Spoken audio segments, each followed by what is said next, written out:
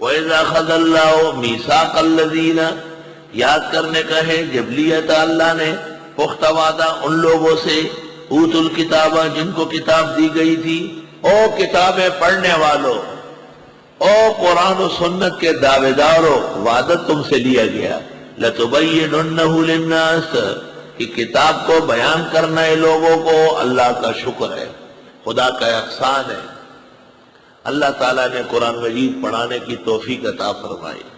پہلا کام کتاب والے کا کیا ہے؟ کتاب بیان کرنا، پہلا کام ہے۔ وَلَا تَكْتُمُونَهُ، اور اس کو چھپانا نہیں، چھپانا وپانا نہیں، ایسے ڈنکے کی چوٹ بتانا ہے کہ دنیا یاد رکھے۔ قصہ یاد ہے نا آپ کو کہ ایک پرچی آئی 5 سال پہلے کہ آپ نے بریلیوں کو بھی برا کہا، مودودیوں کو بھی، غیر مقلدوں کو بھی، شیعہ بھی کافر ہے، قادیانی بھی کافر ہے، ڈاکٹر اسرار بھی گمراہ ہے، طاہر القادری بھی زندیق ہے، تو رہ کون گیا ہے؟ صرف آپ اور آپ کے چند شاگرد یا آپ کے استاد اور چند ماننے والے۔ آپ نے اتنے بڑے اسلام کو ختم کر دیا۔ پرچی آئی، پرچی والے ہر طرح ہوتے ہیں، بن باپ کے اور بن ماں کے ہر طرح لکھتے ہیں، لکھنے والے کے لیے کیا؟ میں نے جواب دیا، اس طرح جواب دیا کہ بھائی قرآن کریم کی روشنی میں ہم جس کو حق جانتے ہیں اس کی حمایت کرتے ہیں، اور جس کو قرآن کریم کی روشنی میں ہم غلط سمجھتے ہیں ہم ان کا رد کرتے ہیں۔ لوگ بڑے یا گھٹے، اور اس کی تعبیر آپ کچھ بھی کرتے ہیں۔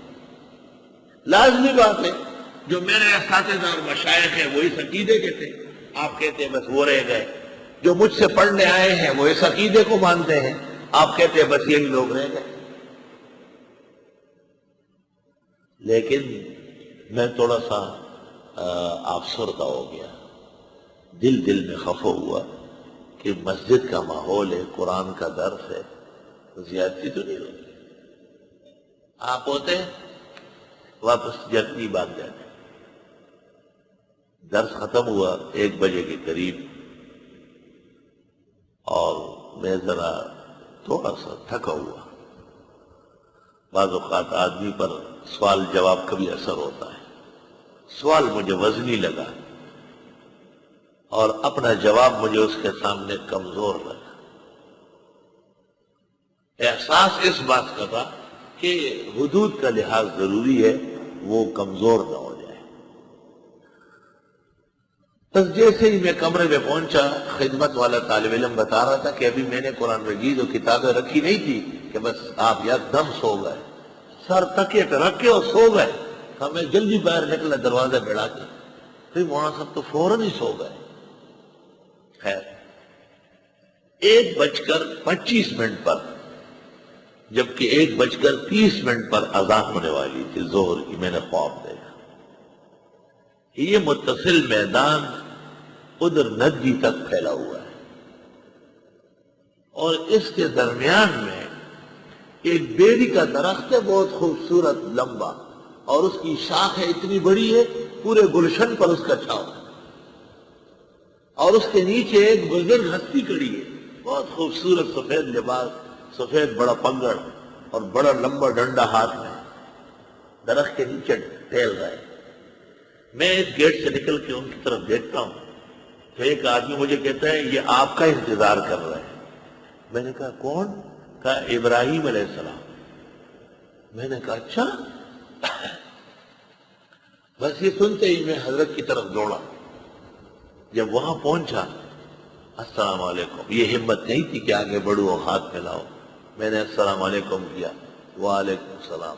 بس ایسا مجھے دیکھتے ہی فرمایا بتاؤ اب ہم پیغمبر لوگ جب دین کا کام کرتے تھے ہم پر بھی ایسے اعتراضات ہوتے تھے، لیکن ہم لوگوں کے اعتراض سے ڈرتے نہیں تھے اور ہم دین کا کام جاری رکھتے تھے، یہاں تک کہ پھر روشنی کی کرن ہو جاتی تھی اور آہستہ آہستہ روشنی پھیلنا شروع ہو جاتی تھی۔ اس زمانے میں جب میں یہ خواب دیکھتا چند علماء ہوتے تھے، اب اتنے ہیں کہ مدرسے والے رکھ نہیں سکتے، گنجائش نہیں رکھنے کی۔ یہ حضرت کے خواب کی برکت۔